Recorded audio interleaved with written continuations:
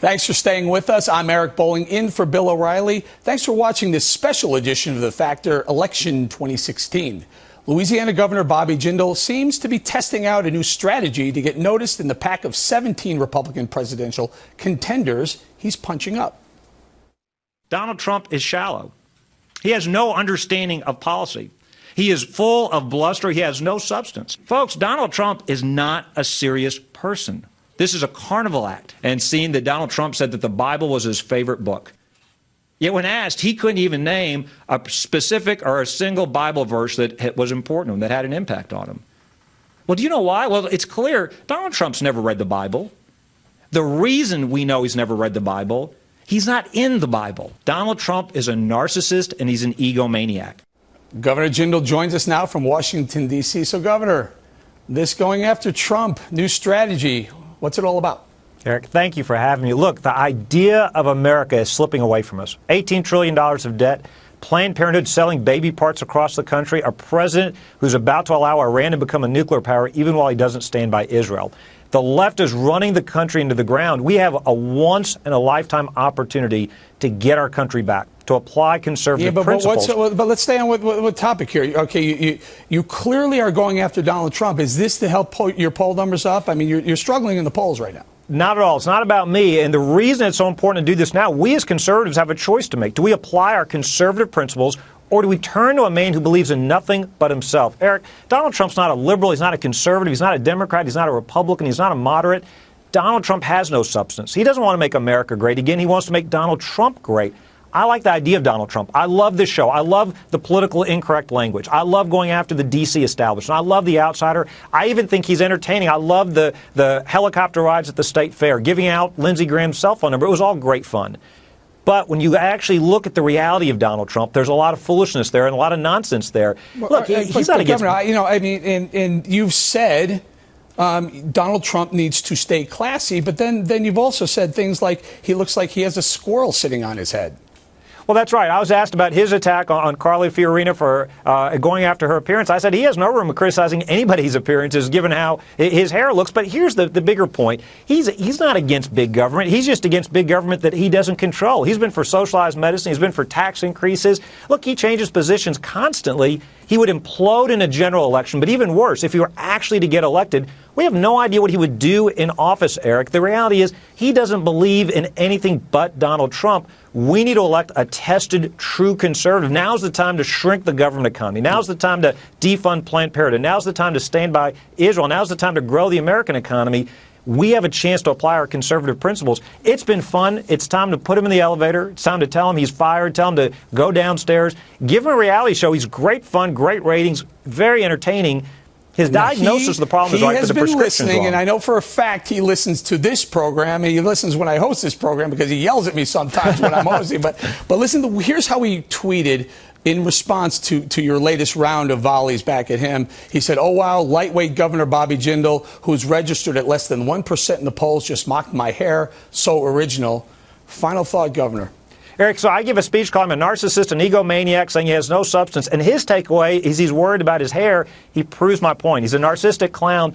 America must do better. Let's elect a conservative. Let's rescue the idea of America before it's too late. All right, Governor, I'm going to say thank you very much. Governor Jindal isn't the only candidate who got into it with Trump this week. Carly Fiorina was on the receiving end when the Donald told Rolling Stone magazine, quote, "Look at that face. Would anyone vote for that? Can you imagine that? The face of our next president." Trump defended his comments, saying he wasn't talking about her looks. She mentioned something about me. She knocks me. And when somebody knocks me like Jeb Bush or anybody else, I at least decide that I think it's appropriate to fight back. But we're talking only about her persona. But some comments are made as an entertainer. And as everybody said, as an entertainer is a much different ballgame. Joining us now on the phone from Arizona, Carly Fiorina. Now, Carly, do you accept Mr. Trump's explanation specifically that he wasn't talking about your face when he said face, he was talking about your persona? No, but I do accept his comments that he was speaking as an entertainer.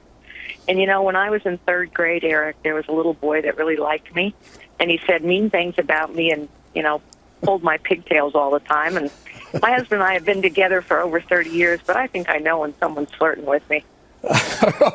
All right. I think we're breaking some news here. Donald is flirting with you through the Rolling Stone magazine. Let's talk a little bit about the upcoming debate. CNN announced this week that you'll be one of the candidates in their primetime debate along with Donald Trump. What's going to be your approach to dealing with him on that stage?